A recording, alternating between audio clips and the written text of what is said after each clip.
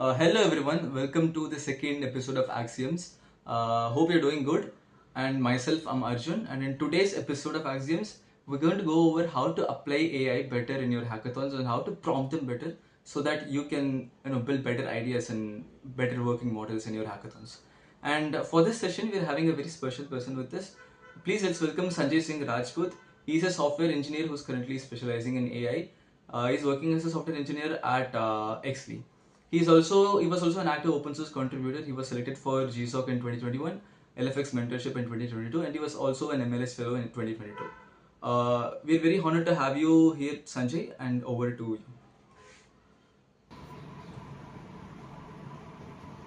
Hello, so my name is Sanjay, and let's get into the PPT itself. So, like as you can see, we have a lot of AI these days, and the main questions comes is how to use AI for ideation. So there can be two things that can be going around in your mind. Either you can have 20 different wild ideas, or you can have very simple idea which is very basic, and then you might have to build on it. So AI can be a divergence engine or it can be a stress tester for you. So a better thing to do here would be that you just select an idea and then try to go a little bit deep into it and research about it with the help of AI. So with the help of agentic tools, you can spin up different agents and then try to go deep into the way you wanted to implement your idea, because everyone has access to AI these days.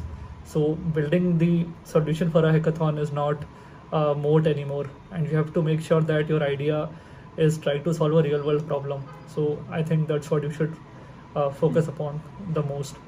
And along with all these things, okay, so let's jump into the next slide. So which is for us the 24-hour stack strategy.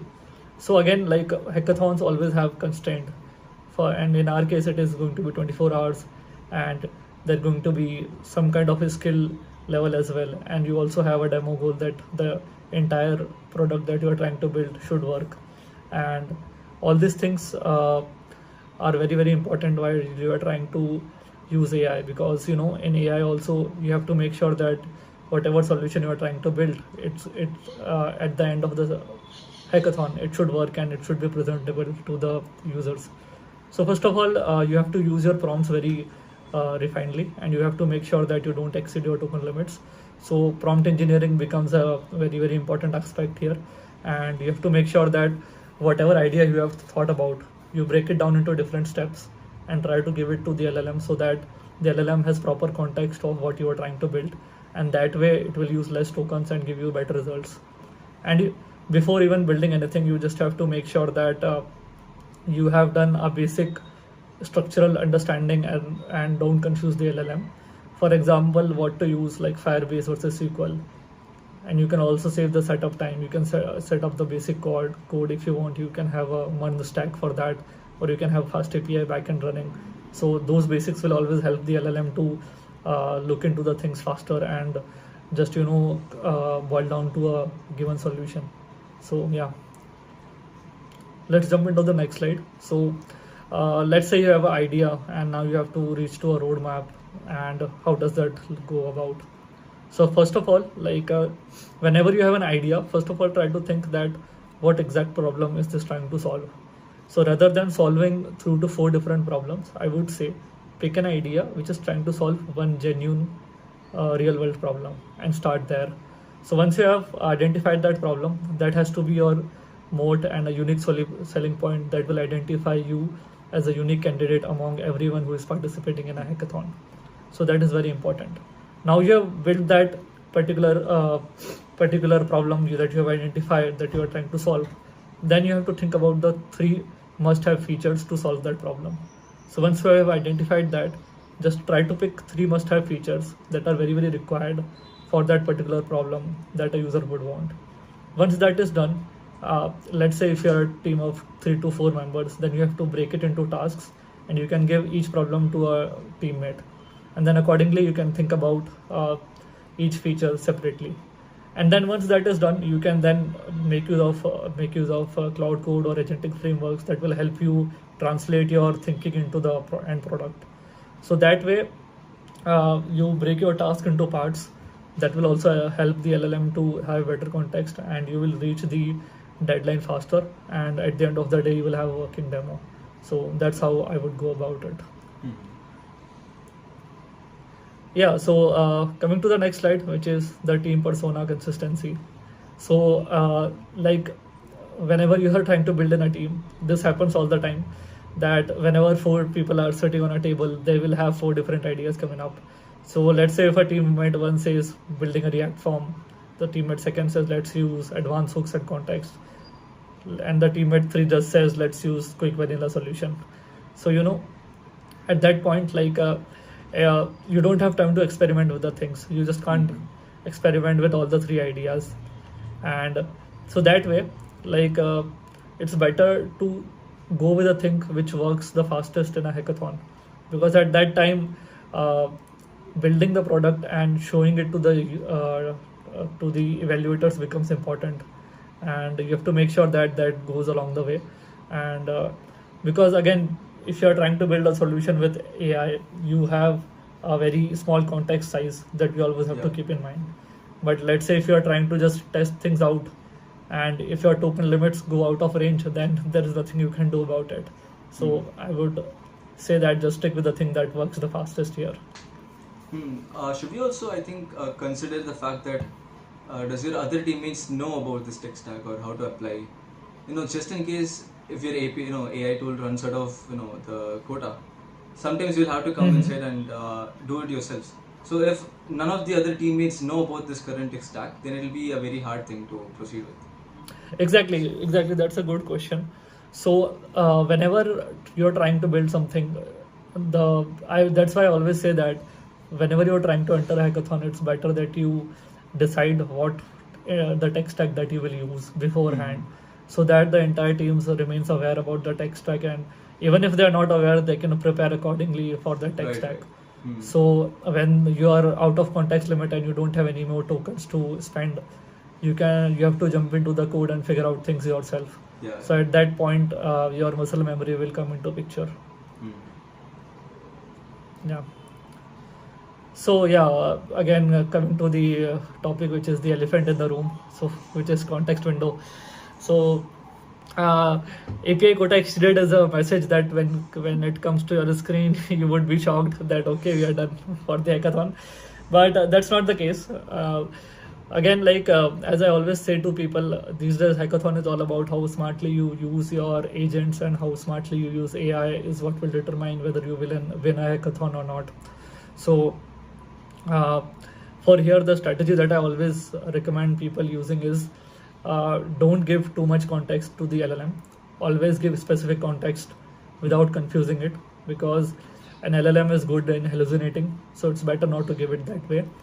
And if you are using agentic tools, then it's better to have something called self-improvement.md file, or a cloud.md file, or a info.md file. In that MD file, you can ask the LLM to update the context as it goes.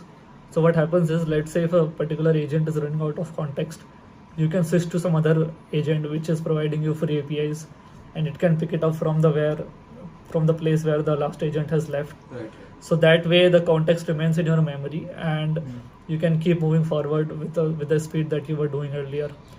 And along with this, there is something called structured embedding that you can use. So you can create different section, you can curate different parts of the code and add particular comments, so the LLM doesn't have to dig down deep reading all the files. And you can specifically mention LLM to parse particular files only, and that way the context that gets loaded into the memory of LLM reduced by a lot, and that way you can save on those things. I think that was really insightful. Thank you. Yes, so coming to the next part is hunting the ghost dependencies. So again, this is where your planning comes into picture. So let's say if you have structured your code and you're trying to again and again retry your solution with different things, but the LLM is unable to debug it. So the better part would be is not to give a plain error message to the LLM that the login button is not working, or let's say the sign up flow is not working. Those kinds of prompts won't help the LLM to figure out what is going wrong. So the better thing would be to give it the logs that you are getting in your console. Uh, So once you give those logs to the console, logs to the LLM would be able to go to that exact code line where the code is breaking, and it can start debugging from there. So that way, rather than traversing the entire code base, you can just pinpoint the code line which is going wrong and then start debugging from there. So that way you will have faster debugging as well. I think this was one point where all of us had terrible experiences. I've had nightmare with this when your code goes wrong and then you're just feeding in AI without proper context and it's not able to solve. It hallucinates. Like Yes. I think this is Yes. a point that is. Yeah. And what happens is, like, when you are trying to solve something or trying to fix a bug, it will create 4 more bugs. Yeah. So you have to make sure that the working thing doesn't break going Yeah. forward.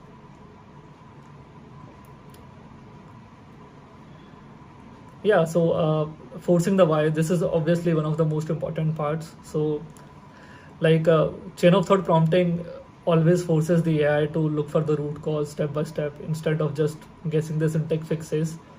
So, like, for using the chain of thoughts, basically, this approach that I use here is whatever approach that you will take, you should give it to the LLM. So let's say if you think that a SQL query is taking too long to process it, then it's better to first of all think yourself that what can be going wrong here, and then give that exact solution to the LLM. That first go look into the tables, how have they been modeled, then go into look into the database schema, and then check the indexes, and then evaluate it accordingly. So this way, whatever approach that is running in your mind, the LLM will try to simulate that, and that way it will land up on a solution better than what it has thought earlier. Mm-hmm. So that way the chances of you solving the problem gets higher. Yeah. But I feel like there is also a problem with this, which is we'll run out of the context window a lot earlier. So exactly when should we use chain of thought reasoning to make it better, and when should we not use it? Chain of thought needs to be used where you are going a lot into the complex part of the things. So as I mentioned that while trying to build a project, not everything is very complex and not everything needs reasoning, and not everything requires a high context window size. There can be basic CRUD setup for which you can use a very different model, let's say a Opus 4.5 or something like that, or a Sonnet version as well.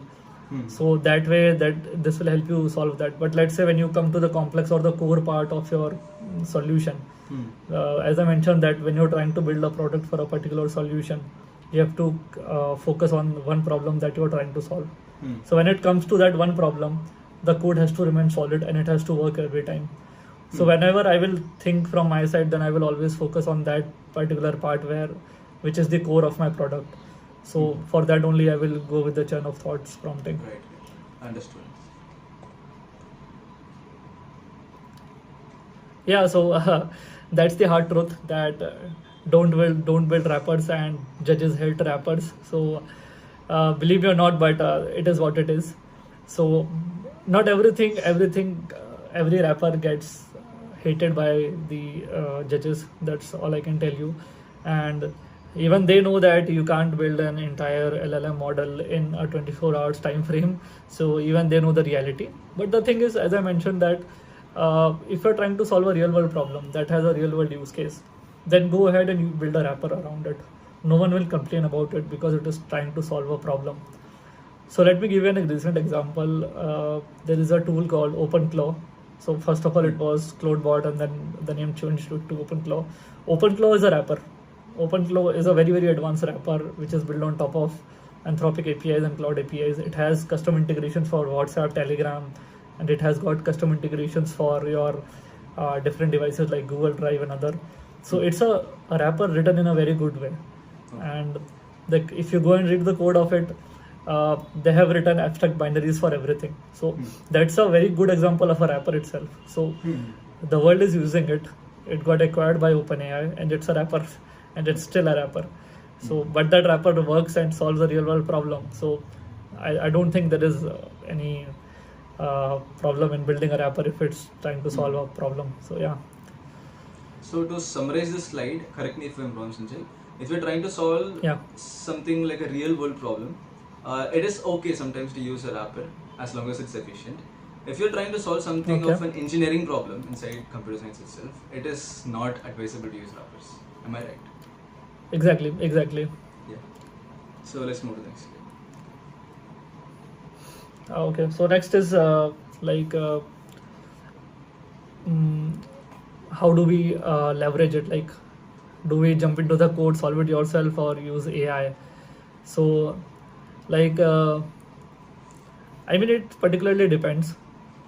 And again, like as a developer, even I have stopped writing code and I'm using AI to write code. But like, you have to look yourself where you stand, how your learning is going. If you are going good at building agent, I mean running, getting things done with agents, and you are good at managing the context and the memory for agents, and things are going good, then I think you should stick to it, because that's where the future lies. And regarding the laziness part, you should know what is happening in your system. If someone comes and asks you that what this particular block of code does, and if you don't have answer to that, then that is definitely a red flag. So it's better to know what the agent is doing. The only thing is that you are not doing it, the agent is doing it. So Yeah. that's all for this.